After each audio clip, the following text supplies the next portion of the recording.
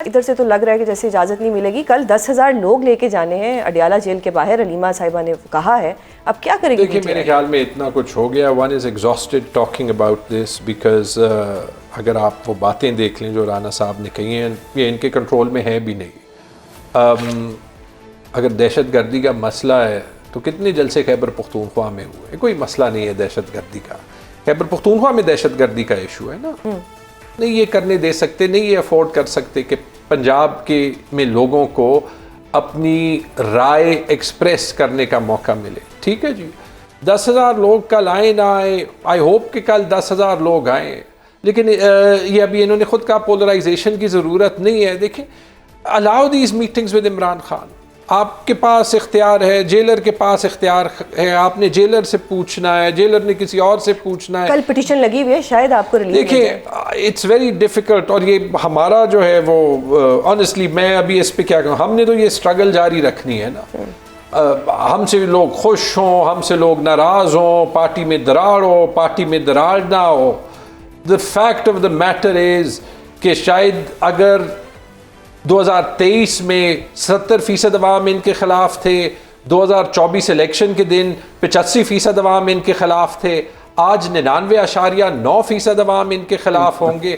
کب تک آپ یہ حالات جو ہیں وہ کنٹینیو کریں گے؟ اس لیے تو آپ نہیں الاؤ کر سکتے نا جلسہ. ٹھیک ہے جی, میں چاہتا یہ ہوں کہ ہم نارملائزیشن کی طرف جائیں. نارملائزیشن کی طرف جانے کے لیے وہ پولیٹیکل پروسیس جو ہے وہ شروع کریں. اس میں اگر ہماری ریسپانسبلٹی بہت بنتی ہے نا, تھوڑی سی آپ کی بھی بنتی ہے. اس وقت ملک میں جو حالات ہیں, ایک جنگ لگی ہوئی ہے اوور آل. ٹھیک ہے, مان لیا. تو کیا اس کا مطلب کہ عمران خان کو ان کی ایک قانونی ملاقات نہیں کی جا سکتی؟ میں یہی تو کہہ رہا ہوں نا, یہ ریسپانسبلٹی کس کی ہے؟ کوئی جائے یا نہ جائے, 10,000 لوگ جائیں, 10 لاکھ لوگ جائیں, اگر ان کی ایک کانسٹیٹیوشنل ملاقات ہو جائے, جو ان کے کولیگ سکائی نیوز پہ کہتے ہیں کہ اعتبار اس طرح سے نہیں ہے آپ کو ہے سر. بینگ اے لائر مجھے تو ہے, میں تو آخری وقت تک, میں ویسے پولیٹیشین نہیں ہوں لیکن ایز اے لائر میں کہوں گی کہ چاہے مجھے انصاف ملے نہ ملے, میں عدالتوں کے دروازے کھٹکھٹاؤں. تو وہ تو ہم بھی کھٹکھٹا رہے ہیں, لیکن آپ نے میرے سوال کا جواب نہیں دیا. اور سوال میں کروں گی نا سر. اچھا, یہ حکومت تو نہیں لگ رہا ہے کہ کچھ بھی نہیں کرنے والی, مطلب نہیں آپ لوگوں کو پولیٹیکل اسپیس دی جائے گی. علیمہ بی بی نے ابھی آپ نے جواب بھی دیا, اگر آپ لوگ 10,000 بندے اکٹھے کر لیتے ہیں فار انسٹنس, یہ زیادہ ایک عجیب سچویشن نہیں بن جائے گی؟ خدا نخواستہ خان صاحب کو کسی اور جیل میں شفٹ کر دیتے ہیں جہاں پہ آپ کی قیادت پہنچ بھی نہیں سکے گی. ایک ورژن تو یہ ہے. دوسرا ورژن یہ ہے کہ جی آپ 10,000 بندے اکٹھے کر ہی نہیں سکتے. تو دونوں سچویشن میں پی ٹی آئی تو اس وقت ایک ٹف سچویشن سے گزر رہی ہے. پی ٹی آئی ایک ٹف سچویشن سے گزر رہی ہے پیریڈ, لیکن اس ساری چیز کی رسپانسبلٹی حکومت پہ ہے. جب پرائم منسٹر سے لے کے رانا احسان صاحب سب اس بات کو بار بار ریپیٹ کرتے ہیں کہ اس وقت پولرائزیشن کی ضرورت نہیں ہے, تو اس کی پہلی ذمہ داری آئین اور قانون کو فالو کرنے کی ذمہ داری حکومت کی ہے. شاید وہ آؤٹ کمز جو ہمیں چاہیے وہ ہمارے ہاتھ میں نہ ہو, کیونکہ اس حکومت نے ثابت کر دیا 26 نومبر کو کہ وہ پاکستانی سٹیزنز پہ گولی چلانے کے لیے بھی تیار ہے اور اس کو ڈینائی کرنے کے لیے بھی تیار ہے. لیکن ایک چیز جو ہمیں دنیا کی تاریخ اور پاکستان کی تاریخ دکھاتی ہے کہ اس ٹائپ کی ریپریشن لاسٹ نہیں کرتی اور اس کا نقصان ہمیں نہیں ہوگا. آج عمر ایوب, شبلی فراز, کنول شوذب, یہ سارے لوگ جو ہیں وہ سہ رہے ہیں نا غلط سزائیں. ایک دن آئے گا دے ول بی آؤٹ, لیکن جنہوں نے کیا ہے ان کو جواب دینا پڑے گا. اینڈ آئی ایم ہوپنگ کہ یہ سارا کچھ جو ہے وہ ایسے طریقے میں سالو ہو جائے کہ بار بار یہ جو سائیکل ہے اس سے ہم نکلیں, لیکن اس کی بھی ذمہ داری حکومت کی. صحیح. اچھا رانا صاحب, اب بتائیے گا کہ پولیٹکس کی بات بھی ہوگی, آئل کی بات بھی ہوگی, اب جنگ کو سارٹ آؤٹ بھی کرنا ہے, اور خبریں اب یہ آ رہی ہیں کہ اس حوالے سے پاکستان جو ہے وہ مین وینیو بننے جا رہا ہے. Is that so? یہ دیکھیں, پاکستان تو فیسیلیٹیٹ کر رہا ہے کہ جو, کیونکہ ہمارا ایک ایسا جو ہے وہ سلسلہ ہے کہ ایران کے ساتھ ہمارے تعلقات بہت اچھے ہیں اور ایران بھی ہمارے پہ اعتماد کرتا ہے, کوئی ڈسٹرسٹ نہیں ہے, اور امریکہ کے ساتھ بھی اچھے تعلقات ہیں, اور اس کے ساتھ جو اور دیگر سٹیک ہولڈرز ہیں جی سی سی میں, ان کے ساتھ بھی ہمارے بڑے کارڈیل تعلقات ہیں. تو ہم ایک فیسیلیٹیشن کا رول ادا کر رہے ہیں. ہم اگر یہ کامیابی ہوتی ہے نہیں ہوتی, لیکن ہم وہ رسی بننے کی کوشش کر رہے ہیں جو ان دونوں ملکوں کو جوڑ دے یا کوئی کسی سیٹلمنٹ کی طرف آ جائے, تو وہ ہم رول ادا کر رہے ہیں, تو ہم مینیو کیوں بنیں گے.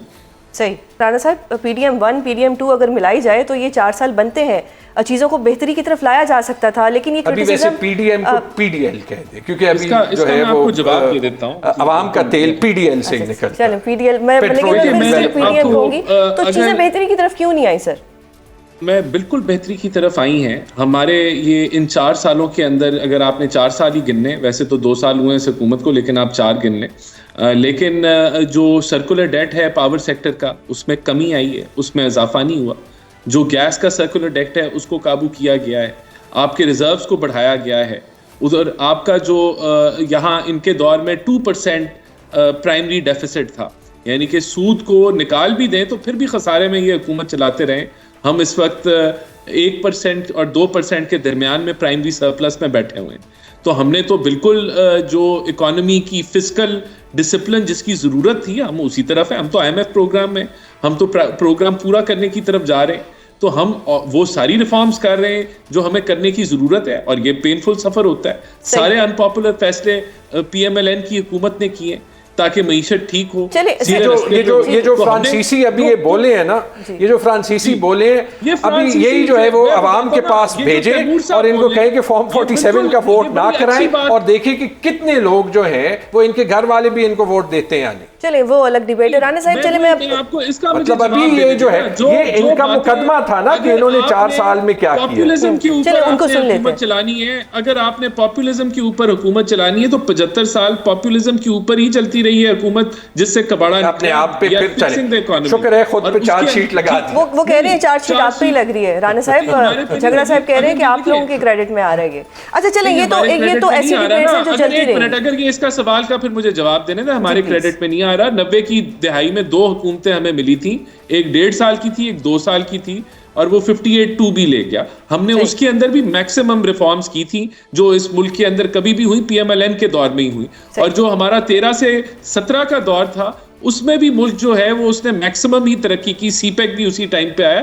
تو میں بالکل جواب دے سکتا ہوں جو دور ہم نے چلائے ہیں, جو ہمیں 3 دور ملے, اور یہ دور بھی جو ہمیں ملا ہے اس کے اندر بھی ہم معیشت ہی ٹھیک کر رہے ہیں. جو گن ڈلا تھا اسی کو صاف کر رہے ہیں. میں نے پیٹرول پہ بھی آپ سے سوال کیا تھا, میں ڈیزل پہ بھی آپ سے سوال کرنا چاہوں گی کہ ڈیزل کی قیمت تو پھر بھی کم نہیں ہوئی نا, وہ 520 روپے فی لیٹر ہے, اور یہی سارا ڈیزل جو ہے یہ صنعتی زراعت میں اور ٹرانسپورٹ گڈ سیکٹر میں استعمال ہوتا ہے. تو پھر عوام کو تو ہر صورت مہنگائی برداشت کرنا ہوگی.